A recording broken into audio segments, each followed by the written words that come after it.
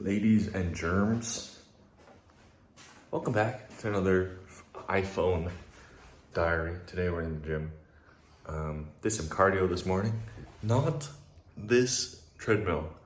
My cardio this morning was chasing my dog Tucker around the house. I think it's important to do cardio that's fun rather than just like monotonous and boring.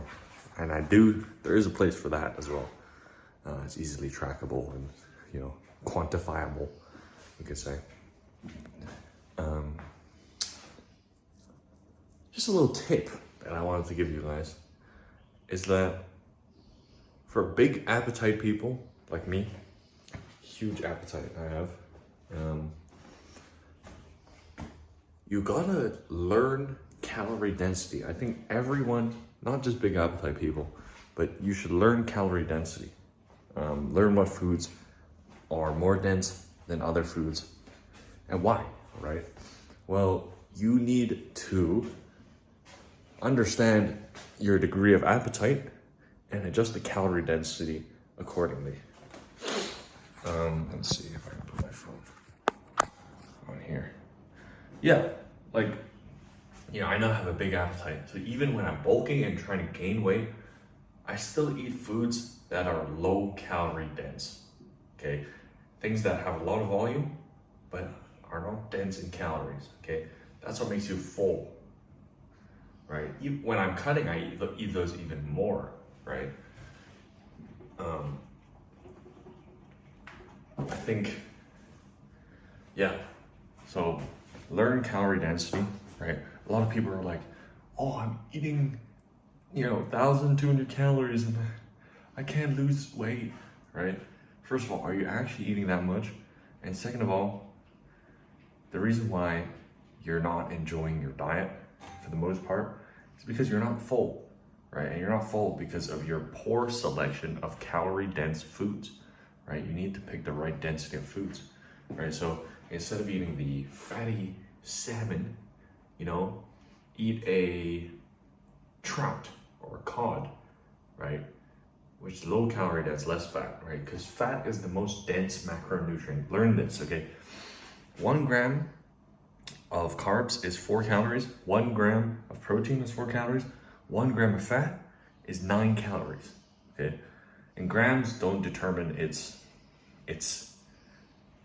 volume, right? But 1 tablespoon of olive oil is 120 calories, right? Whereas let's just say if I could put a tablespoon of chicken breast in a spoon, I don't know, it'd be 30 calories or something, right? So watch the fats. Your fat content is ultimately, it's good to have fats, regulate your hormones and stuff, but watch your fats because if you have too many fats, you're not going to be full. I found for me, who's a high appetite guy, if I eat a lot of fats, I won't be hungry. I'll be very hungry because it's very dense. So little grams for a lot of calories, So even on a bulk, actually, I realized that I should be eating a lot of vegetables still. My appetite is, it's big. I think it's relatively a lot, I think, in my opinion. Also because I think my body fat percentage set point is a lot higher than low appetite MFs, Anyways, this is getting a bit too technical for the general advice I want to give. Learn calorie density. Okay, learn what foods, what options. Rice is more dense in calories and easier to eat than potatoes, right? So if I'm cutting, I would prefer the thing that makes me more full with lower amount of calories. So I have more leeway, buffer to play with, right? A lot of people are like, oh, I'm trying to lose weight. And I ask them what they eat and they're like, avocado, red meat, fatty fish, rice, right? Sure, you can lose weight doing that. Once again, if someone is too dogmatic in how they speak, then maybe don't trust them, right? Because like with everything in life, there's nuance, okay? Sure, you can still lose weight eating all the calorie dense stuff, but it will be harder, right? You need to be aware of this knowledge that I'm trying to depart to you guys, okay? You like this fresh haircut too? Just got it. I feel like freaking handsome.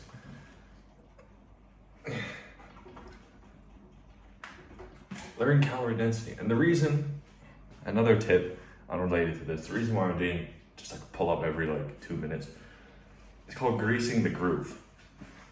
Greasing the groove. Greasing the groove that's already there, right? In your brain, there's like these neural pathways, these grooves, right? If you keep doing just one every 2 minutes, every however many minutes, you're greasing that groove. You're making your body familiar with that movement.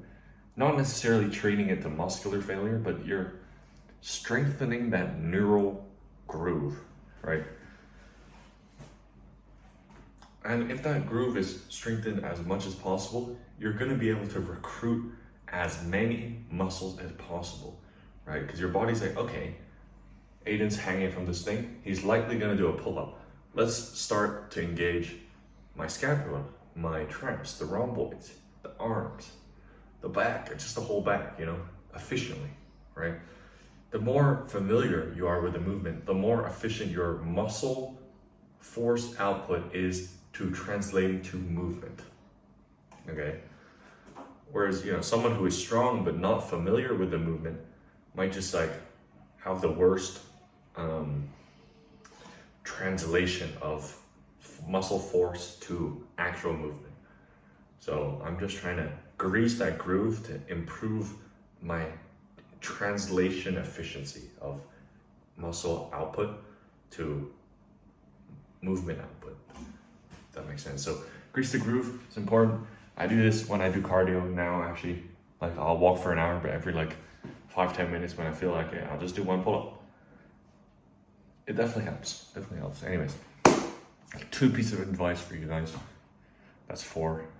Two pieces of advice for you guys. Hope that was helpful.